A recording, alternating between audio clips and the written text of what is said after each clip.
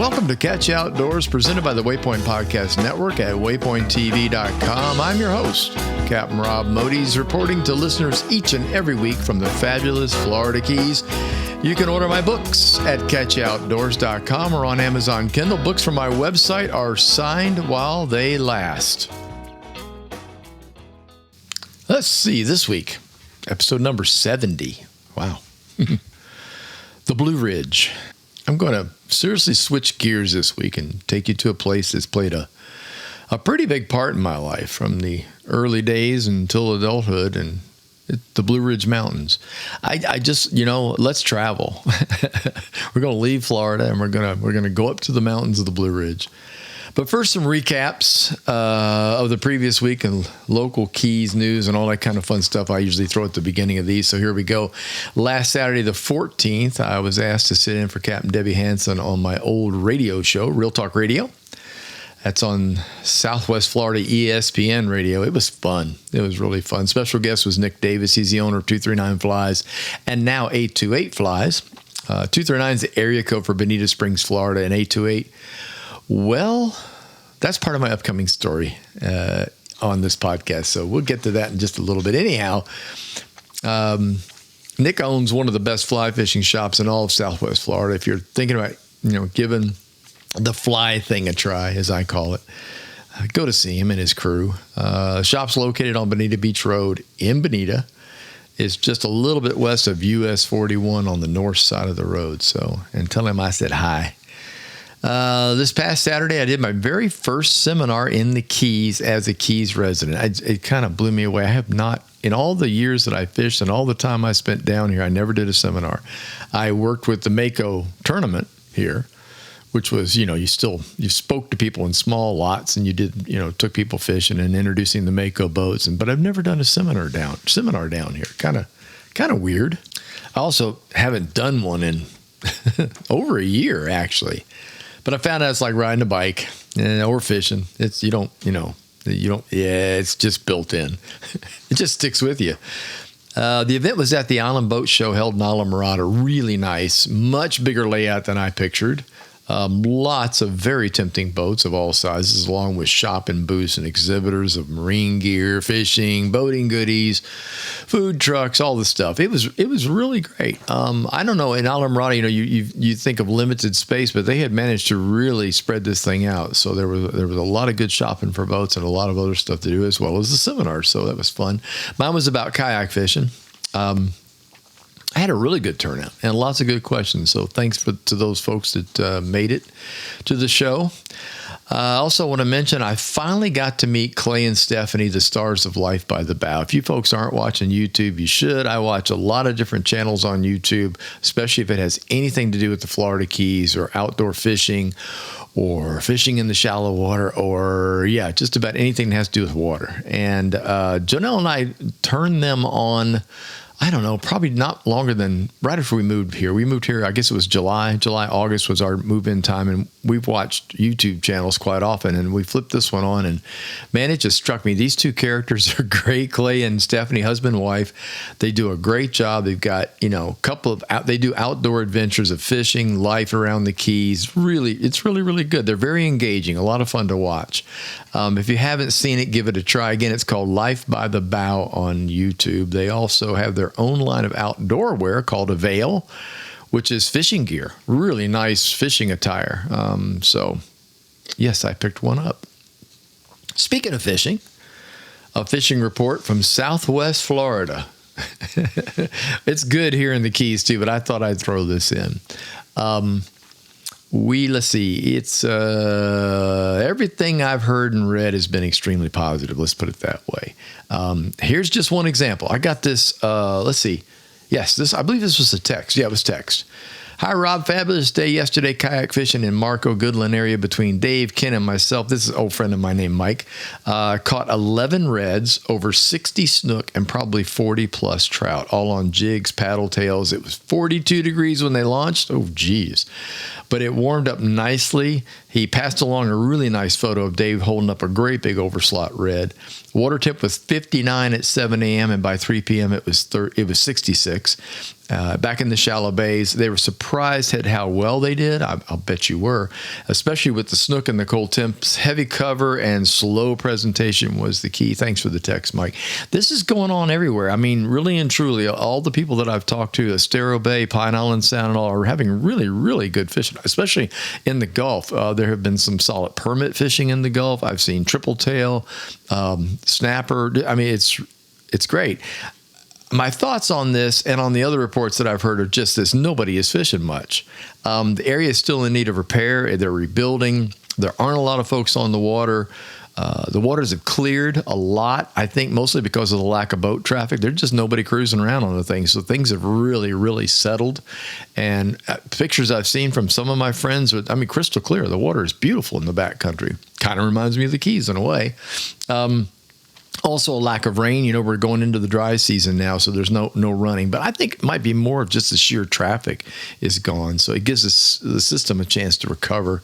So if you're a fisher person and you're not strapped down and you can get out there, if you didn't lose your boat, and I'm sorry if you did, I know that sucks, get out there and give it a try. Hook up with a friend, go fishing. Might take your mind off the nonsense that's going on over there right now with all the repairs and stuff. So this is about episode 70. This came about during my guest hosting on the radio, as I said, with Nick. He recently opened his second fly shop, 828, the area code, up in North Carolina near Banner Elk. We've been friends for quite a while, and to say the least, I was somewhat stunned. He was opening a shop there after the huge success of his place in Bonita Springs. Now remember, this is Florida to North Carolina. This is not like Florida to South Georgia or something, or Florida over toward Louisiana. This is Florida going completely out of the box. But he did it. He's opened the shop. It's been very successful. It's something you must see if you head up to the North Carolina mountains, which I'm going to talk about quite a bit. But it seems strange to me, but to him, I guess it was pretty obvious. Nick started his career in fly fishing online, selling online fly fishing gear and flies. Lots of beautiful flies, really nice hand-tied flies. Eventually wound up with a storefront and then graduated. Well, no, upped his game. That's better. Upped his game to 828. So, Nick, I'm proud of you. It's really awesome. I can't wait to get up to North Carolina and check out the shop. Early on, I said I have a very long history of a Florida-North Carolina connection, and that's kind of what brought this. Again, the memories that were generated from the radio show with Rick mentioning it, I thought, gosh, I want to talk about that because it's a beautiful place. And for Floridians, that's hard to say, for Floridians, it's a getaway in the hot summer months. I got a long history. Way back in the 60s, when I was growing up in Clearwater, Florida, I was gifted a practice chanter. I know you're going to ask what. No, it's not for serpents or, snake stuff. It was from my maternal grandfather, Bob Duncan. He'd returned with it from Scotland, our ancestral home, to give it to me to learn how to play the bagpipes. And long story short, I'm the kid with the musical abilities in the family. I'm not saying other kids in the family didn't plunk around on pianos and guitars. They did. But I really played everything. And it was just one of those weird, if I picked it up and played it, it was easy. That's all. It's one of those things. But this was different. The practice chanter, which is what you learn on to learn to play the bagpipes, has 9 notes on it. It looks like a recorder. You blow in it and you play. I mean, it's a double reed. It's like an oboe reed. Those of you that know about oboes, it's a double reed instrument, or it has a 2-sided reed. And it made absolutely no sense to me whatsoever how you could play what I was hearing on bagpipes on this thing. And so I was very lucky at the time. Growing up in Clearwater, I was right next to a little town named Dunedin, and Dunedin is considered a Scottish hangout for people that come to Florida. And as luck would have it, my mother was looking in the paper way back in the 60s. I think I started in 64 is when I started actually playing. And she saw a summer camp over at the Dunedin school. They had their junior high and their high school and their elementary school. All these kids learned to play the bagpipes in Dunedin. There were already pipe bands there. And so she said, oh, summer school, bagpipes. You got a chanter. Let's go. And so she signed me up. And as they say, the rest is history. My pipe instructor, Matt Forsyth, was from Scotland. He was a pipe major from Scotland and basically taught me to master the pipes. That's pretty much how it works. And eventually I wound up in a place called Grandfather Mountain. And Grandfather Mountain is near Nick's Store up in the Blue Ridge. I attended the Grandfather Mountain Highland Games up there as a youth. I think the first one I did performing-wise was 14, and the next one was 15, I think. And I won 2 medals. I won first place when I was 14 and second place when I was 15 at the games, which is pretty heady stuff because the Grandfather Mountain Games are considered the largest and biggest Scottish games in the entire United States and have been for years. It's in a beautiful place, the Blue Ridge Mountains. It looks like Scotland. Well, imagine that. The whole reason we were at the games is because my grandfather Duncan, the grandfather that gave me the chanter, he just loved the tradition of the Scots in Scotland for obvious reasons. And he started attending the Grandfather Mountain Highland Games even before I took up the pipes. Another connection, my mother and father ran the School of Scottish Arts eventually there every summer in Banner Elk at Lees McRae College. That's also near Nick's Store. Which, by the way, sits near the Elk River, a favorite fly fishing spot of many, many sportsmen that travel up to the Blue Ridge Mountains. So you kind of see where I'm going with this. It was just this really strange thing that started by going to the games, hanging out. If you've never been to a Highland Games of any type, go. They're all over Florida. I mean, all over Florida. Fort Lauderdale's got a really big one. The Florida Keys just had one down in Marathon. You can basically just go to Scottish Games or Scottish Highland Games on the web, and I would advise go as family. It's fun, lots of music, singing, dancing, carrying on, and certainly worth giving it a try, especially if there's one near you. But I'd say Dunedin is the biggest in Florida. Yeah, no doubt. It's the biggest in Florida. It's modeled after the Highland Games in North Carolina, the Grandfather Mountain Highland Games, so it's very, very similar. Plus, Dunedin has the finest pipe bands in all of the United States. The pipe bands there are excellent. They've won they won worldwide awards. Won awards by going over to Scotland and winning, so pretty cool. I spent my summer in the Blue Ridge Mountains, whether for the Scottish Games or just escaping the heat of Florida too in the late summer. I'm thinking we were kind of reverse snowbirds, if that makes sense. It's funny being in Florida. You know about snowbirds, and especially now this is in southwest Florida, East Florida over here in Fort Lauderdale, Miami, and of course certainly down here in the Florida Keys. We have an entire population that shows up down here in January. And February it's big, and March it's big, and then they all go home because it gets warm enough to go home. And so they're escaping the cold. We had kind of the same thing down here as residents. We for those of you who are in and around Florida, you know that once you get to September, I guess. Yeah.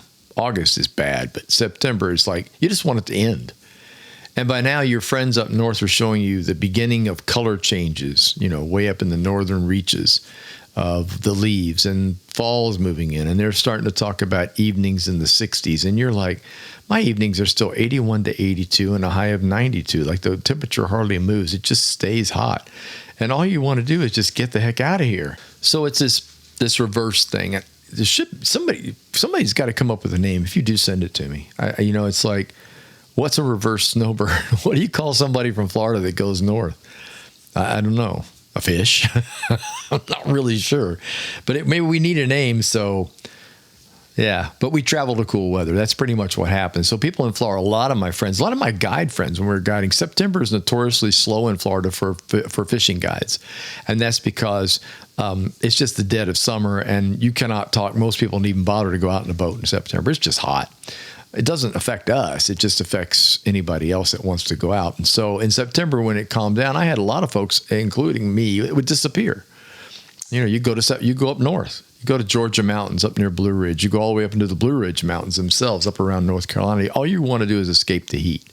And you stay up there through the month of September. So you do about 4 weeks up there, and then you come back in October. And by the way, you come back, it's still hot, but that's beside the point, because Mother Nature has a way of going, oh, no, not yet. Not yet. You're going to have to wait till, Halloween before I really deliver any kind of front to you. And now that I've moved to the Florida Keys, you might as well add another couple of weeks to that, because the cold fronts that I watched everybody else get in Florida across Fort Myers and over easterly over toward Palm Beach County and Fort Lauderdale, they didn't make it down here. They just stopped, stalled, turned around and went the other way, and all we got was more warm weather. And that's how it is. So anyhow, let's talk about the area up there and the outdoor things to do there. I'm going to specifically cover the summer months, but we'll also hit just a bit of winter for the hardy souls that like to play in the snow. So I'm going to cover what we did going up there in September, which to us is summer. To them, it's the beginning of fall, really. But there's lots and lots of things to do in the summer. So you can go up there June, July, August, when it's hot everywhere else, and it's gorgeous up in the mountains. You'll hit some nights that are in the 40s if you're up high enough, if your altitude's high enough where you're staying. So we're going to back it up a few months is what I'm saying. Instead of just sticking to September, the escape that us Floridians did, a lot of people went up there in June, July, and August too, just to get out for a few weeks each month, or whatever, to stay in and cool off.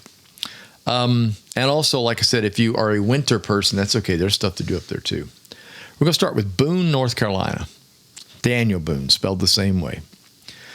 It's more or less the big city of the area. Now, I say that very tongue-in-cheek because it's not a big city, but it is. You know what I mean? It's mountain. It's in a valley. It's a large area. It's got grocery stores. It's a hub. Yeah, it's a hub. It's got grocery stores, places to stay, like the Country Inn and Suites, Marriott, the Courtyards, Hampton Inn, Holiday Inns, all that kind of stuff. Your basic hoteleries. You also have a Walmart Supercenter. You got a Publix. Yes, there's a Publix in North Carolina. I don't know how that... Publix actually started in South Georgia, and it's all of Florida, but apparently Publix is creeping north. My friends from Kentucky said they're about to get one in Kentucky, so there you go. And it also has one of my favorite places to go to outside of all other grocery stores, and that's Harris Teeter. That's HARRISTEETER, Harris Teeter. If you haven't been, go. It's a fabulous grocery store. I always say this: if you know, you know. And if not, then you definitely go. So that's what you need to do. Most of its growth, though, the reason that Boone is so large, mainly, I believe, is because of Appalachian State University. It is the home of Appalachian State University. It's located, it's a huge portion of the valley. The university is, stadiums, all that kind of stuff. So it's a college town, and it's obviously full of young people. So thus the great, mostly inexpensive places to eat and reasonably prices to stay in and around Boone. If they cater to that crowd, they cater to mom and dad coming to visit the kids. They cater to the kids, needing an affordable place to eat and hang out. So it is not, while you can run into expense there, it's not heavy duty resort price like you find when you run out into the mountains to the other towns out there in the mountains that have the big ski resorts and things like that. So Boone is a really good place to cruise. Boone's a good place to stay if you want to cruise out into the mountains and see things like the Blue Ridge Parkway and stuff like that. But you'll save a little bit of money. So I prefer to shop there and stay in the outlying mountain towns or homes for rent. There's everything from small mountain chalets, and I mean these things are at the end of a road, at the end of a driveway, tucked into the mountain side, if you will, with a bubbling spring going down next to you. It's just, you can't imagine how pretty some of these places are. A lot of them are one bedroom with a kitchen and a living room. Some of them have 2 bedrooms, so you can bring a guest with you to stay.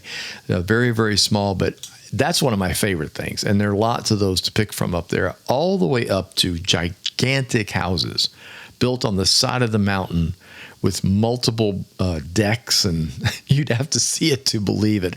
But again, spacing is really good because they don't jam things on top of each other. You can't do it on a mountain. You just can't. There's only so much space to build stuff. I love the roads. I love the access roads in the neighborhoods. That's really entertaining. Some have switchbacks. If you don't know what that is, that means you pull forward, back up, pull forward, back up until you get yourself around a turn, and then you can continue on. A little scary for us very, very lowlanders like Floridians. Everything here is flat and squared, either north, south, east, west. You don't have to worry about curves and things in most places.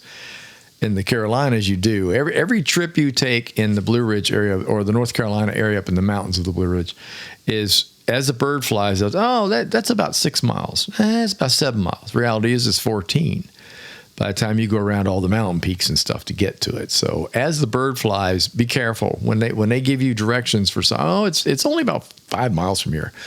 Get a map and look, because it's probably 10 just on the road. The big places, they can accommodate 2 to 3 families. They're multi-level. They'll have like a first, second, and third level. Each level will have a kitchen. I'm serious. Enough room to probably sleep 4 or 5 on each level. Some of the places I saw would sleep a total of 15 people.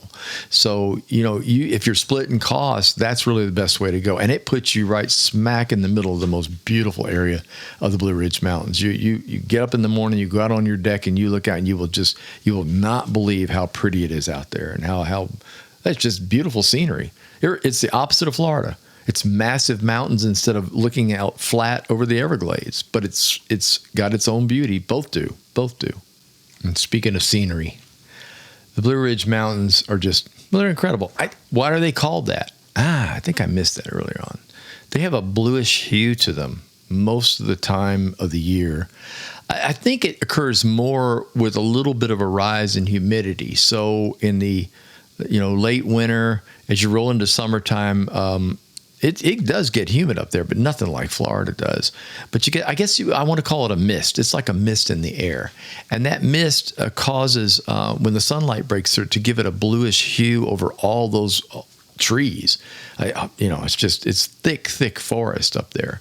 And thus the name Blue Ridge Mountain, because there are times when you'll stand up there and you'll look out and you're like, wow, now I know why. So that's where the name is.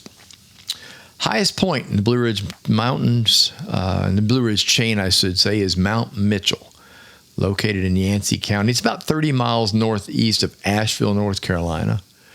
I've been up there. It's gorgeous. Mount Mitchell stands 6,684 feet above sea level, which also makes it the highest mountain east of the Mississippi River, just for note. The view from there is spectacular, especially from their observation deck at the state park. It's worth the trip up. Some cars will struggle. It's a hell of a road, but it's worth the view. Second in line, my favorite, Grandfather Mountain. Yes, there really is we've talked about the Grandfather Mountain Howling Games. Yes, there really is a Grandfather Mountain. Elevation's 5,946 feet. Grandfather is best known for its beautiful trails and serious drops that'll take your breath away. Cliffs. Yeah, watch your step. There's visitor center on top of the mountain where you'll find a swinging bridge that passes over a gorge. The locals call it I think it is nicknamed the Mile High Bridge because that's how high up it is. The look down into the gorge will take your breath away too. And the swinging bridge swings. It even bounces. It swings in the wind. It's if you got a problem with heights, you might want to consider not going out on it. I've actually seen folks drop to their knees and crawl across or back where they started if needed. Like they can't just turn around and walk off. They crawl. However, what's on the other side is totally worth it. You stand on top of huge boulders with a view that's been seen. It has to be seen to believe. I mean, you got to see it to believe it. You really do. Don't miss it if you're in the area. From the vantage point up there, you can also see Lees McRae Meadow down below, and that's where the Highland Games are held that I mentioned earlier. The meadow is also a favorite landing spot for hang glider pilots that launch from the top of the mountain, and they glide down to the meadow. That would be, let's see, I think it's 4,300 feet from up around the launch site that the gliders use it's about 4,300 feet above sea level where they land in the valley. but it's really fun to watch. I don't know if you're not into that, you get the sweaty palms, but that's a 1,500-foot drop, and these guys basically run off the side of the mountain and glide all the way down into the valley. It's really, really cool to watch. I mentioned the trails. Grandfather Mountain has trails around. Now, seriously, there are some real basic ones, but there are also some really, really tough ones. So, if you're up to it, great. And if you're not, don't do it. There are they'll show you where you can and cannot go according to your skill level. But if you are a climber and if you enjoy doing trail climbing, I'm not talking about climbing up a sheer wall with lines and stakes and stuff. I'm talking about a pretty good climb up rocky areas. The views, I should say, plural, are fantastic from those things. They eventually lead you to some sort of an outcropping or a cliff type area that you can view the mountains as far as you can see, and that's certainly worth it. So Grandfather Mountain's one of my favorites. I love going up there. I really do. Next in line, Blowing Rock. This is a town. It's south of Boone. It's the oldest travel attraction in North Carolina. And of course, the Blue Ridge Mountains. Why the name? I'm going to read this for you. This is what I call, this is legend. Okay, this is legend. According to legend, a Chickasaw chieftain was doing his best to keep his beautiful daughter from the eyes of men. He hid her away in the cliffs. One day, the lovely maiden was daydreaming on the cliff and noticed a Cherokee brave wandering far below. She playfully shot an arrow in his direction. That sounds like an interesting way to flirt. Soon he appeared before her wigwam, courted her with songs of his land, and they became lovers, wandering the pathless woodlands and along the crystal streams of the mountains. One day, a strange reddening of the sky brought the brave and the maiden to the Blowing Rock. To him, it was a sign of trouble, commanding his return to his tribe in the plains. The maiden was not willing to leave, so the brave, torn by a conflict of duty and heart, leaped from the rock into the wilderness far below. The grief-stricken maiden prayed daily to the Great Spirit until one evening, with a reddening sky, a gust of wind blew her lover back onto the rock and into her arms. From that day, a perpetual wind has blown up onto the rock. The rock is capitalized, from the valley below. For people of other days, at least, this was explanation enough for the name Blowing Rock and Blowing Rock's mysterious winds, causing even the snow to fall upside down there. They're not kidding. The wind comes screaming up this thing. It's a vortex. It's basically you've got a valley below that's narrow, and it catches the wind in some way, and the wind comes blowing up onto Blowing Rock. I have seen people toss things like combs and magazines, and I saw a guy throw his shoe off, and his shoe came back. Lucky for him. He'd have been going home with one shoe, but I thought that was pretty bright. Well, what are you doing? And it blew right back up on the rock. A lot depends on the day. A lot depends on weather. It's almost always wind, always. And some days it's much stronger than others, to where you have to kind of crawl out onto the rock and stick your head over and get your hair blown back. But it's pretty impressive. Even on a slightly breezy day, you'll see all kinds of things tossed off the cliff. You're not supposed to do that, by the way. But of course, tell people not. They just have to see what it's going. They just have to see if it's going to blow backwards. So, the tennis shoe was probably the craziest thing, and the surprise on his friends and his mom's face was even better. Next on the list, Linville Caverns and Linville Falls. Now, Linville's a town, Linville. You can look it up, Linville. Linville's little. It's neat, really neat. All these towns I'm talking about have the classic little shops in the mountains where you can buy handmade stuff, handmade paintings, things like that. And lots of fun foods and candies and all the things you probably shouldn't do, but you're on vacation, so For obvious reasons, I'm going to cover both of these sites at the same time. Both are located just southwest of Boone in the heart of the mountains along the Blue Ridge Parkway. And by the way, the Blue Ridge Parkway is an amazing drive. The Blue Ridge Parkway sometimes is closed due to heavy-duty fog and to heavy-duty snow. I just looked when I was doing this podcast, looked up some stuff on the Blue Ridge. It's closed right now. The parkway is closed due to ice, which hopefully will be gone soon. It's an amazing drive, but not when it's foggy. My family did that once, and only once. It was terrifying. We had a ton of snacks and cookies. Yeah, it was that nervous eating when you're in the car. My dad did a great job. He's an excellent job at navigating. He was a good driver, but he got us through the parkway, and it had to be the thickest fog I know as a youngster I've ever seen. But I just remember eating tons of cookies and snacks to get through it. And then, of course, on the flip side of that, there are icy days when they won't even open the road during the icy days. So trails near Linville Falls Visitor Center lead to breathtaking 3-tiered Linville Falls over the Linville Gorge. So you stop at the Visitor Center, you get your maps, they show you all the available trails. There's easy to ridiculously hard. And one of them, which is a hard, is a climb up this fairly long trail. It's kind of a wraparound trail because you're going around a great big cavern. They refer to this, I think, as the what are they? The Grand Canyon of the East, or something like that. It's got a little tag. But you go around and eventually you get up to an overlook area where you can see the entire Linville Falls. You can see all 3 of the falls from one spot, which is absolutely beautiful. I think they're one of the largest. I got to look at my notes here. I think it's the largest thing. Let me go back and check. Yeah, Steep Wall Gorge is known as the Grand Canyon of the Southern Appalachians. There you go. And Linville Falls is the most famous waterfall in the Blue Ridge. Trails include 4 overlooks, wildflowers, foliage, all that kind of stuff. It's gorgeous. It's really gorgeous, and you can sit right down next to where the falls are crashing into the water. Get you some spectacular photographs to take home to the folks and friends. Really, really a beautiful place. Check it out. Part 2 of Linville, the Linville Caverns. They're located deep inside Humpback Mountain. There are daily tours held every 10 minutes at the visitor center. They do not allow you to go into the caves all by your lonesome, okay? It has a strange fishing connection, though. That's why I want to make sure to mention this. In the early 1800s, a fishing expedition headed by a gentleman named Henry E. Colton of eastern North Carolina were amazed to see fish literally swimming in and out of what appeared to be solid rock. They found a small opening that allowed them to enter a subterranean recess and an underground stream that was full of trout. Over the years, it was only known by locals, but the word finally got out in 1937. The caverns were open for the public tours for the first time. Lights were added, better pathways. They opened things up just a little bit so you can get in there. It's now quite the experience. I would highly recommend it.